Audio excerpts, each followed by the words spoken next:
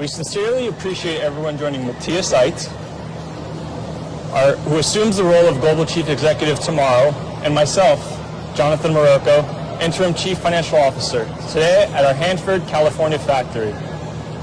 Before we proceed further with our prepared remarks, we would like to remind everyone that statements or comments made during this webcast may be forward-looking statements. Forward-looking statements encompass financial projections and other statements regarding the company's plans, objectives, expectations, or intentions. However, it's important to recognize that these matters entail certain risks and uncertainties. As a result, the company's actual results may significantly differ from what is projected or suggested in any forward-looking statements. For a comprehensive understanding of these factors, we encourage you to review our SEC filings. With that, I will turn the call over to 𝗪𝗧𝗧𝗧𝗧. Thank you, Jonathan.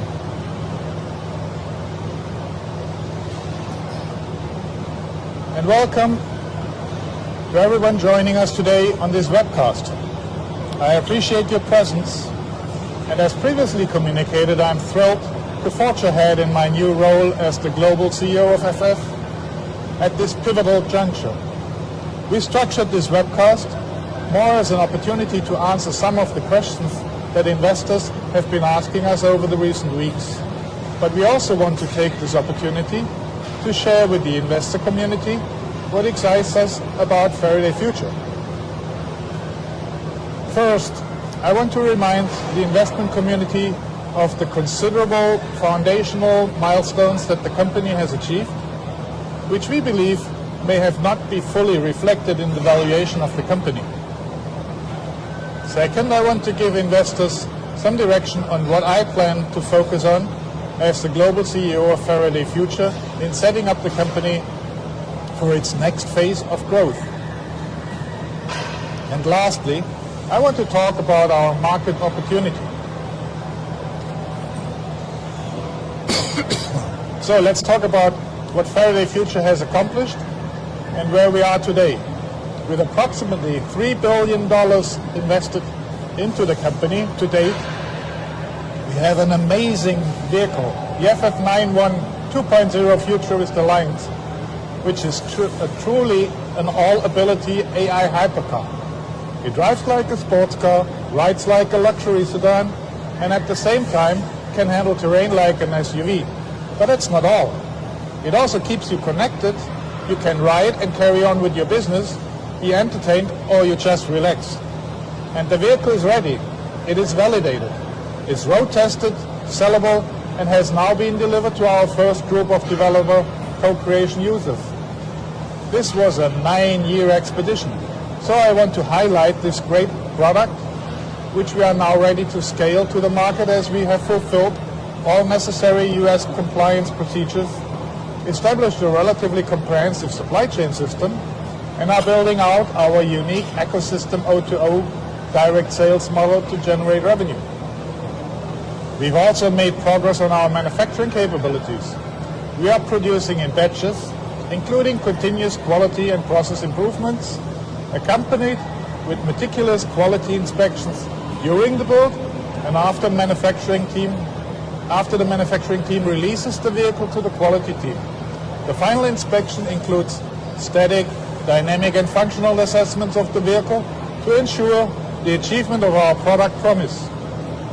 Just be reminded, we are focusing on the ultimate AI tech luxury. That is a new definition of luxury and stands for itself.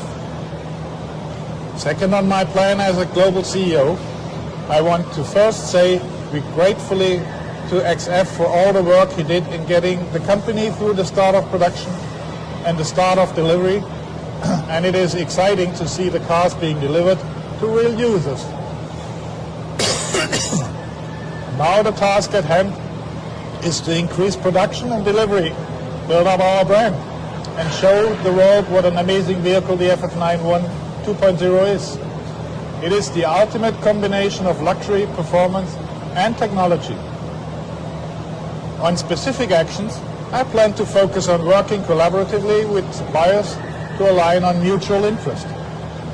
I am going to lead our team's effort to improve internal processes and systems to manage ongoing production and sales volume ramp-up.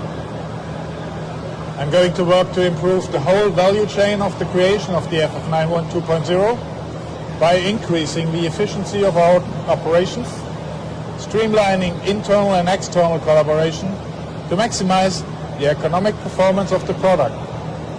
And finally, I will oversee the continued development of our co-creation partnerships. Co-creation is a unique ecosystem that FF is building where we are co-creating jointly with our 𝗪𝗏 users. It is designed to be mutually beneficial to help us grow brand recognition and market interest in the vehicle. So far, we've focused our delivery on influential people across multiple industries because this developer co-creator partners help FF build our brand and improve our product, and does it in a cost-effective way. To date, we delivered the first 3 FF91 2.0 Futurist Alliance vehicles, and we plan to increase deliveries going forward. We are scheduled to deliver the FF91 2.0 Futurist Alliance vehicle to the founder of the world's largest global supplier for American Halloween costumes this weekend. Throughout October, we will continue to host delivery co-creation day events with 4 car owners, Emma Hernan, Justin Doe, and 2 other co-creation officers. And lastly, I want to reiterate our market opportunity. The FF91 2.0 Futurist Alliance represents a very special fusion of different performance and experience characteristics, which make it hard to compare. Products that are in a similar market segment as the FF91 2.0 sell approximately 55,000 units a year globally, with China and US being the 2 largest luxury vehicle markets.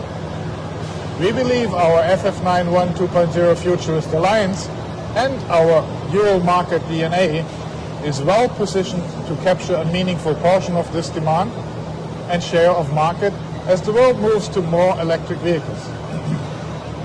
We are the first pure EV ultra-luxury brand. So as we navigate towards realizing our long-term strategic vision, our immediate focus is on meticulous execution and operation efficiency, building brand strength, and ramping up production and delivery. Once more, I'm immensely proud of the unwavering dedication and relentless efforts displayed by the FF team to get to this point. As we move forward, we will continue to provide updates as appropriate on our developments in the future. Now, I'd like to turn the call over to Jonathan. Thanks, Matthias. I'd like to discuss a few points. First, our current financing situation and how we now have better flexibility in financing the business. Second, I'd like to provide an update on meaningful cost-cutting measures we're implementing, which will still allow us to invest in research and development and sales and marketing. Lastly, I'll highlight the support and confidence of the senior management team. We recently announced an ATM offering, and I'd just like to talk about what an ATM offering actually is. ATM in this case stands for at the market. In plain language, it's the selling of stock into the market at prevailing market prices. I believe the ATM is attractive to both the company and to our shareholders for a few reasons. First, the ATM program is flexible. We can decide when we want to utilize the offering. We can turn it on and off. We can decide what we want to sell and the minimum price we're willing to accept. And we can adjust these terms day to day and even intraday.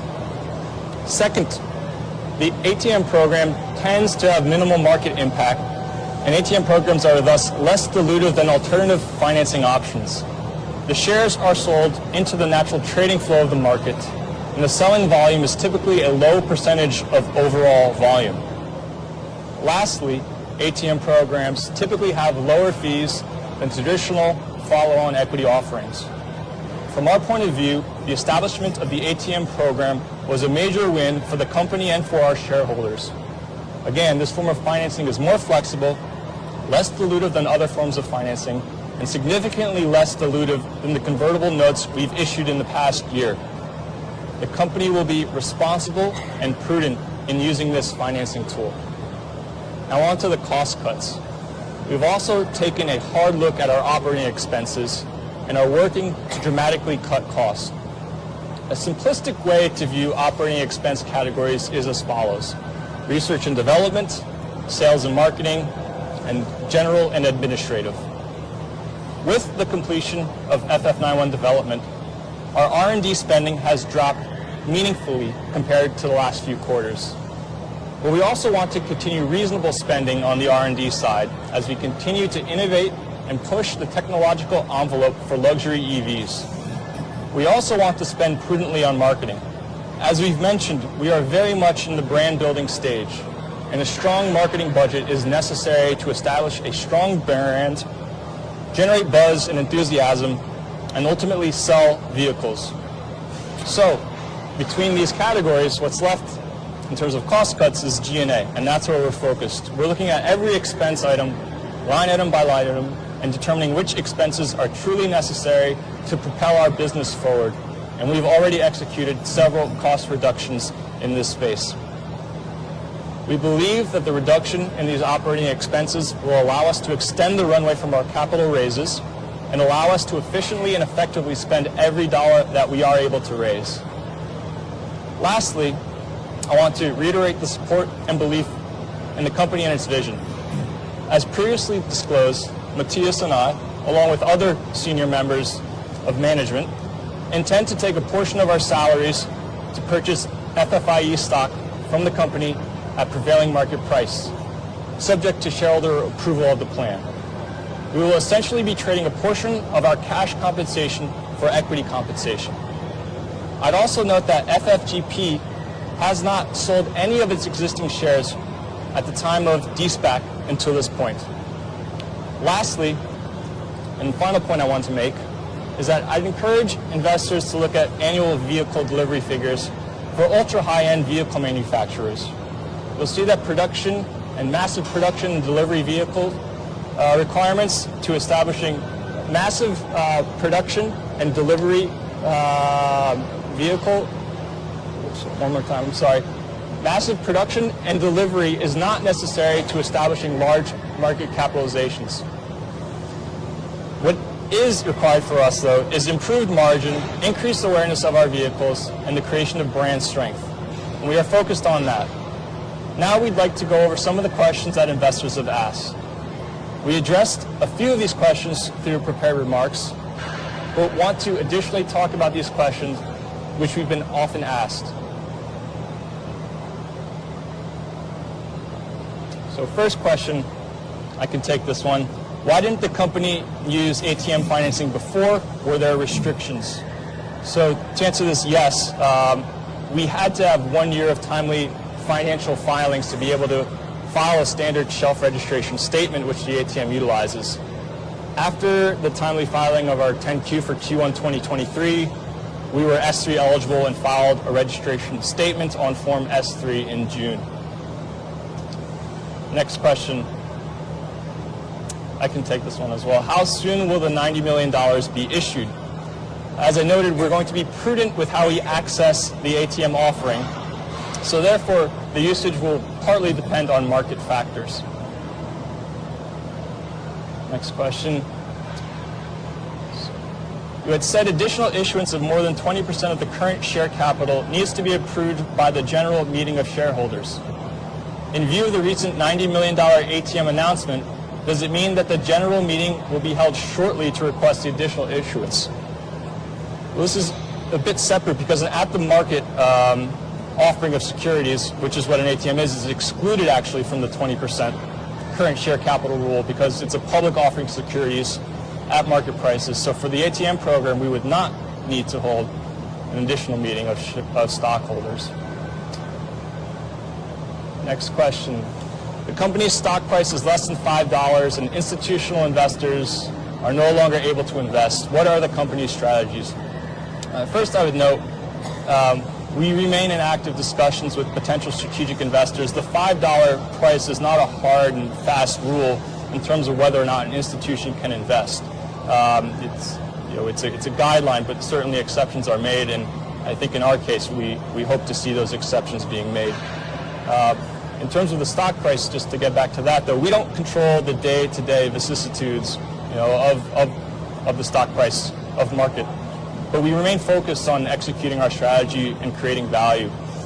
We have already addressed the risks around vehicle compliance, vehicle production, and vehicle sales readiness. Let me take the next one. Why does the company deliver one vehicle at a time instead of small batches? Is it because there are no orders, or are there not enough parts? What are the real constraints on the delivery schedule? Look, we are in a crawl, walk, and run phase. So at the moment we are crawling, we are using the co-creation to collect valuable first feedback. We want to get that back into the product, and beyond the constraints right now, the constraints are now parts and funding. We feel good about the market demand prospects and about the feedback we're getting, but our production beyond secured material is limited by funding and supply payment constraints. There's another one about the ATM program which I can take. What is the production and delivery plan corresponding to the financing under the ATM program? Well, I think Matthias's response just now is a relevant response to this. I'm hesitant to discuss a direct correlation between drawing X dollars on the ATM and producing Y vehicles. It's not a simple correlation like that. We'll of course spend much of the proceeds on vehicle production delivery, but we'll also use proceeds for general working capital purposes, which includes continued investment in product and technology development. We're also going to further build out our global sales and service network. We will, like I said, ramp up production. There are potential joint ventures we are looking at, and certainly it can be spent on just various other business opportunities and other purposes. Let me take the next one, Jonathan. With respect to the recent management share purchase announcement, why did management announce a program to purchase shares from the company instead of the open market? As senior executives and management, we are often in possession of material non-public information that precludes us from participating in open market purchases. Upon shareholder approval of the management share purchase agreements, management will be able to more systematically purchase company shares. In addition, during periods in which we are not in possession of material non-public information, members of management will consider doing open market purchases as well to support the company. Whether from the company or open market, the prices will transact at prevailing market prices. Let me take the next one as well.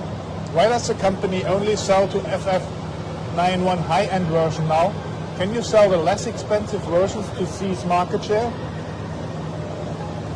Yes, the company has definitely plans to launch the FF91 2.0 version and then later continue with the FF81 and 7. However, cars are heavily brand-driven products, and FF being a pioneer in the ultra-luxury EV market, we want to focus our initial efforts on building that solid brand with our highest-end offering product before we extend into lower-priced versions. Another one on the ATM here. Why is there no lockup period after the additional issuances under the ATM program?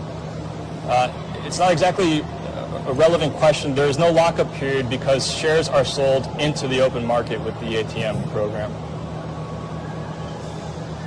The next question is around our China JV. What is the status of the China JV?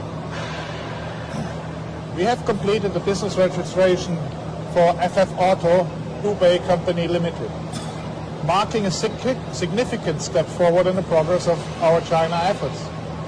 We continue to work with the China government on this matter and look to announce further updates as we reach additional milestones, very much driven by XF, who is focusing on the China business. And then lastly, in terms of the Q&A, we had a number of requests to see the Hanford factory. So this morning when I came to the factory, I took the opportunity to take some video footage to share with our investor community here now. And this wraps up our investor presentation and Q&A. Thank you for joining us today. Thank you.